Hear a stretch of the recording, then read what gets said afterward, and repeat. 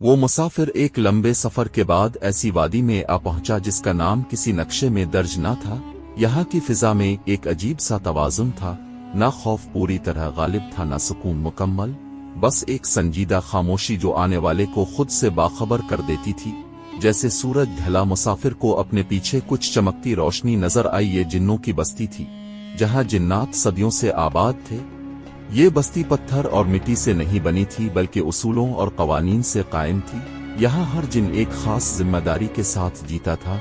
कोई सरहदों का निगहबान था, कोई वादों की हिफाजत करता था, और कोई इंसानों के छोड़े हुए सच को संभाल कर रखता था। मुसाफिर जब बस्ती के दरवाजे पर पहुंचा तो एक जिन इसके सामने आया, जिसके हाथ में लकड़ी का असा था और आंखों में सख्ती नहीं बल्कि निगरानी थी। उसने बताया कि ये बस्ती इन जिन्नों की है जिन्होंने फितना, गुरूर और जुल्म के रास्ते को तर्क करके इल्म और ज़ब्त को अपना लिया। यहाँ ताकत का मतलब गलबा नहीं बल्कि खुद पर काबू है।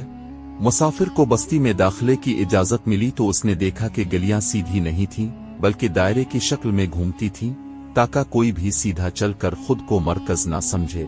हर घर के दरवाजे पर कोई निशान बना था जो इस जिन की सिफत बताता था: सब्र, वफा, हिसाब, याद और खामोशी। यहाँ जिन्नात इंसानों की तरह वक्त नहीं गिनते थे, बल्कि अमाल के वजन से उम्र नापते थे। एक जिन ने मुसाफिर को बताया कि जो जिन अपनी जिम्मेदारी भूल जाए, इसका साया मध्यम होने लगता है, और जब साया खत्म हो जाए तो वो बस्ती से बाहर हो जाता है। मुसाफिर ने पूछा, क्या इंसान भी यहाँ रह सकते हैं? जिन ने जवाब दिया, नहीं, इंसान सिर्फ सीखने आते हैं, ठहरने नहीं। इसी दौरान एक नौजवान जिन आगे आया जिसके चेहरे पर बेचैनी थी। उसने मुसाफिर को देखकर कहा, यही वो हैं जिन पर मुझे एतराज है। ये इंसान अपनी दुनिया में वादे तोड़ते हैं और उनकी गूंज यहाँ तक पहुंचती है। इस जिन की नाराजगी की वजह यह थी कि जिन्नों की बस्ती इंसानों के बिगड़े हुए फैसलों का बोझ भी उठाती थी, क्योंकि जब इंसान किसी हक को रोंदता है तो उसकी बाज़गश्त गैर मरी जहानों में अदम तवाजुन पैदा कर देती है। बुजुर्ग जिन ने मुसाफिर से कहा, तुम यहाँ इसलिए लाए गए हो ताकि तुम देख सको कि तुम्हारे एक फैसले के कितने दायरे बनते हैं। मुसाफिर ने पहली बार महसूस किया कि इसका हर अमल अकेला नहीं होता।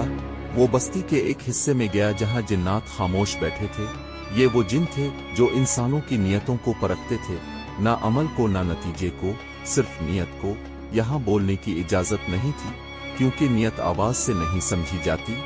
आखिरकार मुसाफिर को वापसी का इशारा दिया गया, मगर जाने से पहले इस जिन ने, जो इससे नाराज था, आहिस्ता से कहा, हम इंसानों से नफरत नहीं करते, हम सिर्फ उन सच्चों के मुहाफिज हैं जिन्हें तुम लोग भूल जाते हो। जब मुसाफिर वापस अपने रास्ते पर आया तो बस्ती नजरों से ओझल हो चुकी थी, मगर उसके अंदर अब ये इल्म जिंदा था कि जिन्नों की बस्ती कोई अफसाना नहीं बल्कि एक निजाम है, और इंसान जब अपने वादों, नियतों और फैसलों को दुरुस्त कर ले तो वो इस निजाम से टकराए बगैर गुजर सकता है।